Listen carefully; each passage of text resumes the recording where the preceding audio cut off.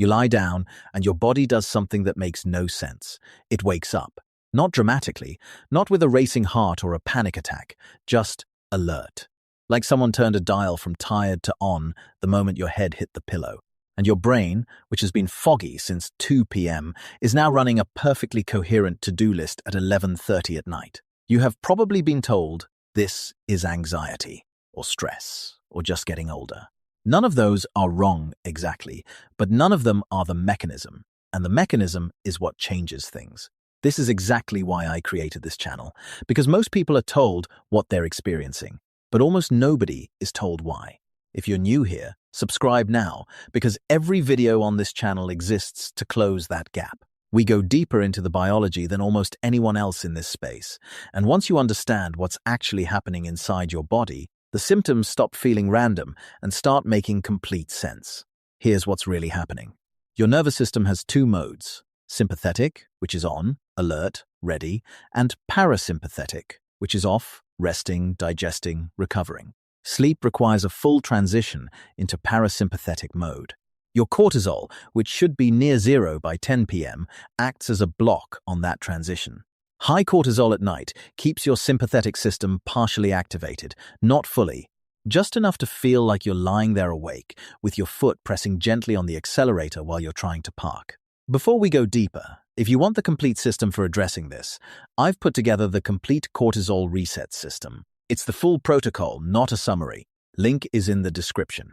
Now, here's where this gets specific and where the perimenopause piece fits in, because this isn't a coincidence if you're in your late 30s or 40s and this started happening around the same time everything else shifted.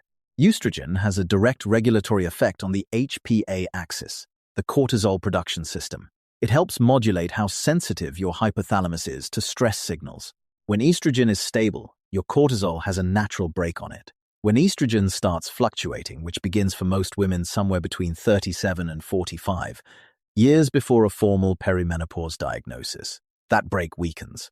So the same stressor that your 32-year-old self would have processed and cleared in a couple of hours now lingers. Cortisol that should have dropped by 8 p.m. is still circulating at midnight. And your nervous system, reading elevated cortisol as a signal that the threat is ongoing, simply will not complete the transition into sleep. Think of it like this. Your parasympathetic nervous system is a night shift security guard who can only take over once the day shift guard, your sympathetic system, has fully clocked out. Cortisol is the day shift guard who refuses to leave until every single alarm has been checked. Estrogen was the manager who used to send the day shift guard home on time. When the manager's schedule gets unpredictable, the day shift guard just stays and stays. And the night shift guard stands outside the door, unable to do their job, while you lie there wondering why you can't switch off. There's a specific structure in your brainstem called the locus coeruleus, your brain's arousal center, that fires norepinephrine, the wakefulness chemical, when cortisol crosses a certain threshold. Under normal estrogen levels, that threshold is high enough that evening cortisol doesn't reach it. Under low or fluctuating estrogen, the threshold drops. The same cortisol level that your body handled fine at 35 now crosses the wire at 43. And for some reason, nobody joins those two things together in the same sentence. Your insomnia isn't random. Your nervous system isn't broken. It's doing exactly what a nervous system does when estrogen stops providing the buffer and cortisol stays elevated past the point it should. And here's the part that genuinely surprised me most when I read the research behind this. The sleep disruption that comes from this mechanism tends to hit hardest, not at the menopause transition itself, but in perimenopause, sometimes years before a woman would even consider that hormones might be involved. Which is why so many women in their early 40s spend years being told their insomnia is stress-related, trying every sleep hygiene protocol and wondering why nothing touches it. The protocol was built for a different problem.